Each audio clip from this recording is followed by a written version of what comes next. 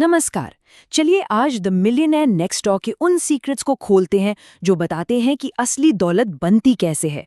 और हाँ, इसे हम देखेंगे एक इंडियन फ्रेमवर्क में। ये सोच को बिल्कुल बदल सकता है। तो शुरू करते हैं। तो सबसे पहले एक सीधा सा सवाल, आखिर ज्यादातर लोग अमीर बन क्यों नहीं पाते? अक्सर लोग सोचते हैं, अरे इनकम ही कम है। पर क्या सच में वजह यही है या कहीं और देखने की जरूरत है? चलिए इसकी तह तक जाते हैं। और इस सवाल का जवाब थोड़ा सरप्राइजिंग हो सकता है।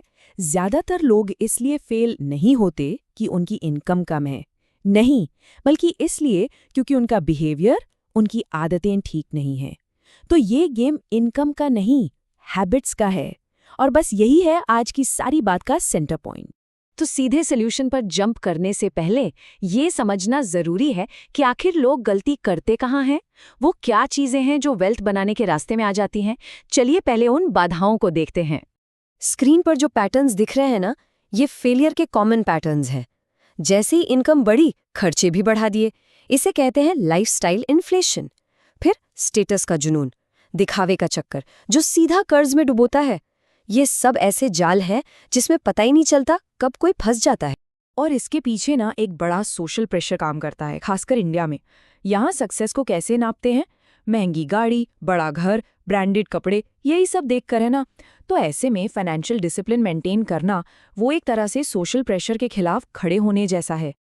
ओके, तो अब प्रॉब्लम तो समझ आ गई। अब बात करते हैं सॉल्यूशन की। ये है 6 डिसिप्लिन्स का एक आसान सा फ्रेमवर्क। समझिए, ये वेल्थ बनाने की नींव है। तो ये है द कंप्लीट मिलियनेयर फ्रेमवर्क। और देखिए, इसमें कोई रॉकेट साइंस नहीं है। बस 6 सिंपल डिसिप्लिन्स हैं। स्टेडी इनकम बनाना, खर्चों को कंट्रोल करना, कंसिस्टेंटली इन्वेस्ट करना और हाँ, फैमिली को भी यही स्किल सिखाना। ये एक पूरा लाइफस्टाइल है जिसे कोई भी अपना सकता है। तो क्यों से आगे बढ़कर अब कैसे पर आते हैं। चलिए अब एक बिल्कुल practical step by step plan देखते हैं। ये प्लान खास तौर पर इंडियन कॉन्टेक्स्ट के लिए है, जो इस पूरे फ्रेमवर्क को एक्शन में बदल देगा। तो ये रहा एक्शन प्लान। स्टेप 1, अपनी नेटवर्थ जानो, मतलब सारे एसेट्स और सारी लाइबिलिटीज का हिसाब। फिर अपनी इनकम के 50 से 60% में गुजारा करना सीखो। इसके बाद एसआईपी या बिजनेस में री इन्वेस्ट करके एसेट बेस बनाओ। और सबसे जरूरी, दिखावे के लिए लोन लेने वाली गलती, जिसे स्टेटस डेट कहते हैं, उससे बिल्कुल दूर रहो। ये फर्क समझना बहुत जरूरी है। एक तरफ है स्टेटस डेट, महंगी कार या फोन के लिए लोन जो असल में वेल्थ को कम करता है, और दूसरी तरफ है ओनरशिप एसेट्स जैसे एसआईपी या बिजनेस में हिस्सा जो वक्त के साथ दौलत को बढ़ाते हैं। तो चॉइस बिल्कुल क्लियर है ना?